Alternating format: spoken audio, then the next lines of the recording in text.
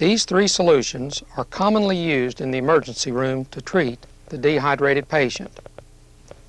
Normal saline or lactated ringers are often used to restore a deficit in extracellular fluid volume and electrolytes.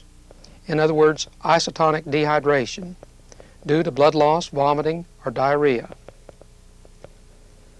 5% dextrose may be the solution of choice when fluids have been lost in excess of electrolytes. In other words, hypertonic dehydration, which may be due to excess sweating, osmotic diuresis, or hyperventilation. These three solutions all have one thing in common. They are all isotonic to body fluids. The objectives of this videotape are: 1. To demonstrate the permeability of a cell membrane to various solute particles. 2. To examine the properties of osmosis, which produces a movement of water through a semipermeable membrane. The permeability of a solute particle through a semipermeable membrane is directly proportional to its partition coefficient, in other words, to its degree of lipid solubility. For example, ether diffuses through a cell membrane much faster than ethanol. The permeability of a solute particle through a semipermeable membrane is indirectly proportional to its molecular weight. This fact is supported by the results shown in the next slide. A disc of dentin was sectioned from the coronal portion of a mandibular first molar. The permeability of various solute particles through the dentinal tubules was measured and graphed on semi-log paper. The permeability of low molecular weight molecules like urea is much greater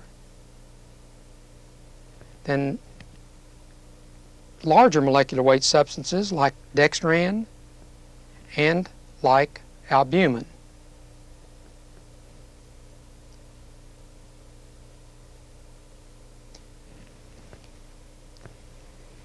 In the next slide, anions diffuse through the cell membrane at a greater rate than cations. Monovalent ions diffuse through at a greater rate than divalent, and divalent at a greater rate than trivalent ions. In other words, the permeability of an ion is inversely proportional to its charge.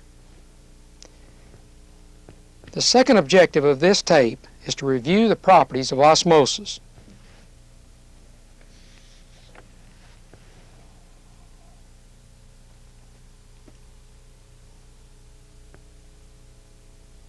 Of osmotic pressure,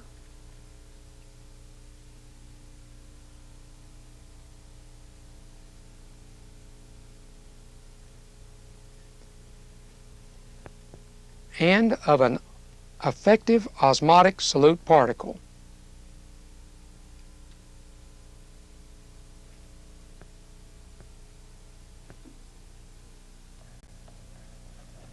A simple laboratory experiment in osmosis and osmotic pressure will now be demonstrated. A drop of blood is added to distilled water.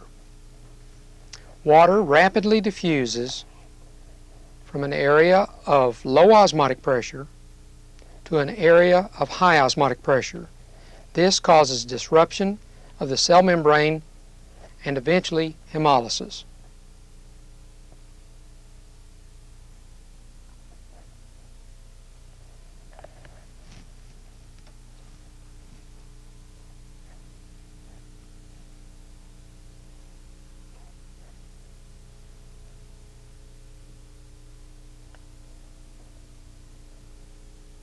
A drop of blood is now added to 0.85% sodium chloride, to 0.1% sodium chloride, to 1.5% sodium chloride, and to 5% dextrose.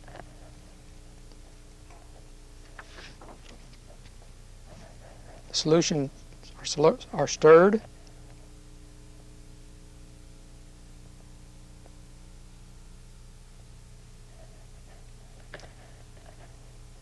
A microscopic slide of the red blood cells in 0.85% sodium chloride is seen in the next slide. Notice that these red blood cells are biconcave disc. They appear rather symmetrical, which is normal for red blood cells in isotonic saline.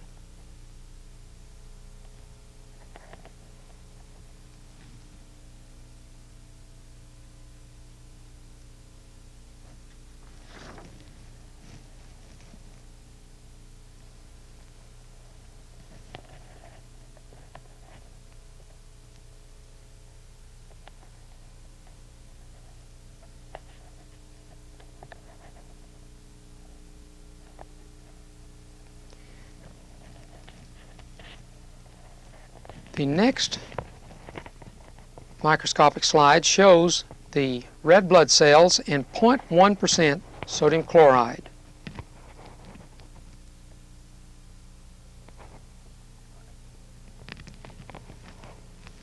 Observe that there are only a few red blood cells in this slide. They are enlarged and asymmetrical. This is a hypotonic solution.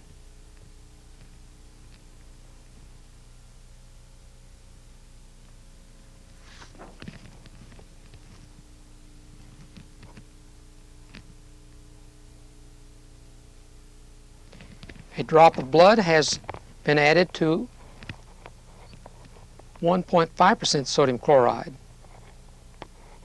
This is a hypertonic solution.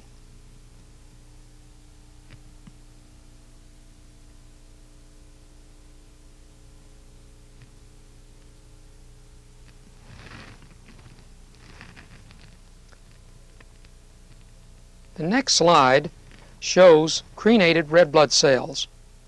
These are red blood cells placed in 1.5% sodium chloride. Notice the decrease in volume.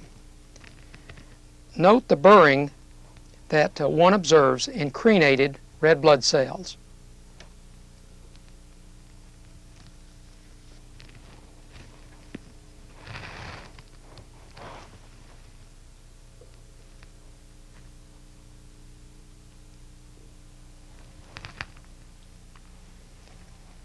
Blood has been added to 5% dextrose. This is an isotonic solution. Glucose is an effective osmotic solute particle. The diffusion of water between solution and cells is at equilibrium. The next slide are red blood cells in 5% dextrose.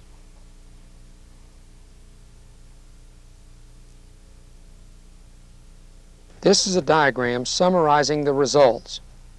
In the upper left-hand corner is a normal red blood cell in isotonic saline.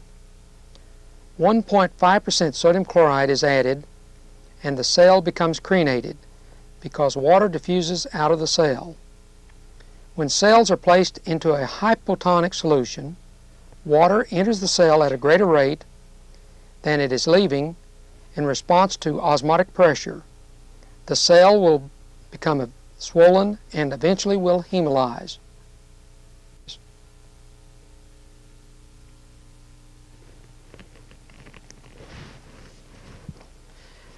A drop of blood will be placed in 1.8% urea. The cells will rapidly hemolyze in 1.8% urea because this is an isoosmotic solution.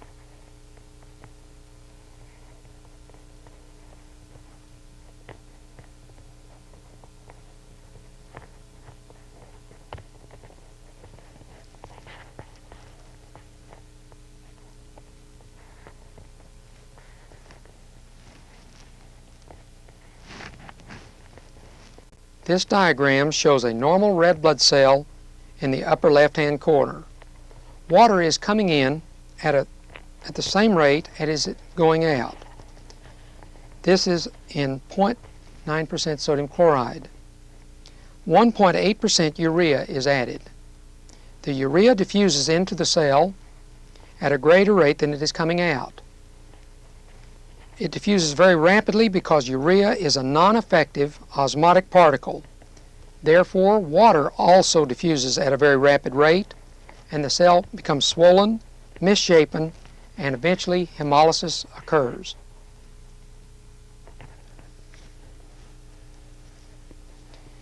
This is a solution of blood and isoosmotic glycerol. Hemolysis of the red blood cells occurs very slowly in this solution. This is because glycerol has a low partition coefficient. However, glycerol diffuses slowly through the cell membrane. Water will follow, and eventually the cell will hemolyze. However, this will take 5 to 10 minutes. Glycerol is a non-effective osmotic particle. A drop of blood has been added to both 2% and 7% lidocaine. Hemolysis has occurred because lidocaine hydrochloride is a non-effective osmotic solute particle. Lidocaine is lipid soluble. It has a high partition coefficient. 2% lidocaine in water is a hypoosmotic solution. 7% lidocaine in water is a isoosmotic solution.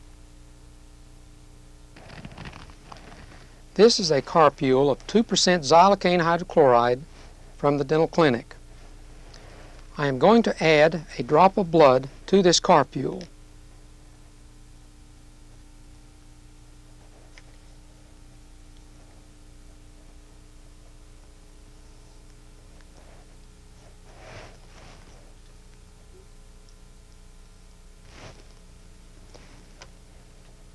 Shake the carpule. Notice that hemolysis does not occur of the red blood cells.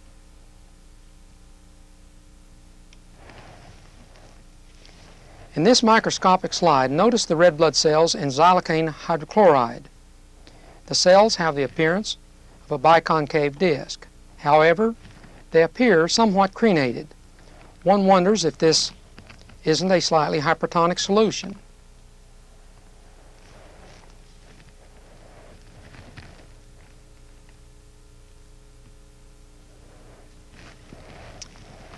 A carpule of 2% xylocaine hydrochloride is balanced osmotically with 0.6% sodium chloride. This prevents lysis of the tissue cells. This carpule has two non-effective osmotic solute particles, xylocaine hydrochloride and 1 to 100,000 epinephrine. Both of these solute particles readily diffuse through a cell membrane. This film clip was made by Dr. Merrill Wheatcroft in the Department of Pathology. It will illustrate the effects of osmotic pressure on cell morphology. Polymorphonuclear neutrophils were placed into saliva. Saliva is a hypotonic solution.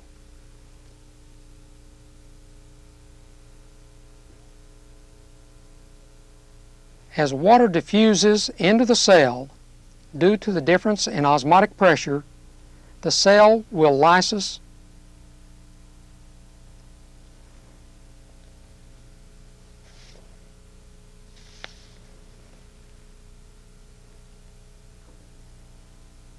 In the left-hand corner of your screen, you can see lysis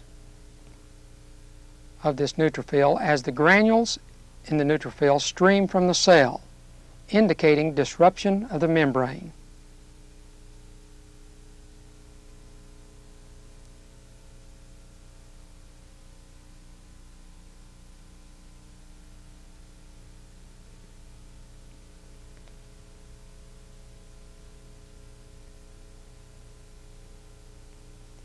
In the oral cavity, neutrophils migrate from the gingival tissue into the gingival sulcus, which provides an isotonic environment.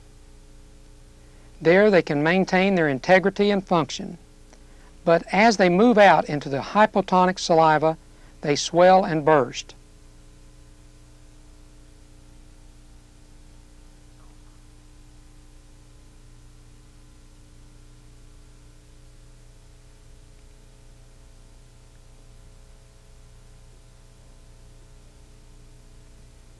Thus, neutrophils are not functional in the saliva. This difference in osmotic pressure between saliva and cells is demonstrated in this cell as it swells and lyses. The leukocyte actually collapses as it loses its cytoplasm, leaving only the nucleus. 5% of your grade in CT6 will include questions directly from this videotape.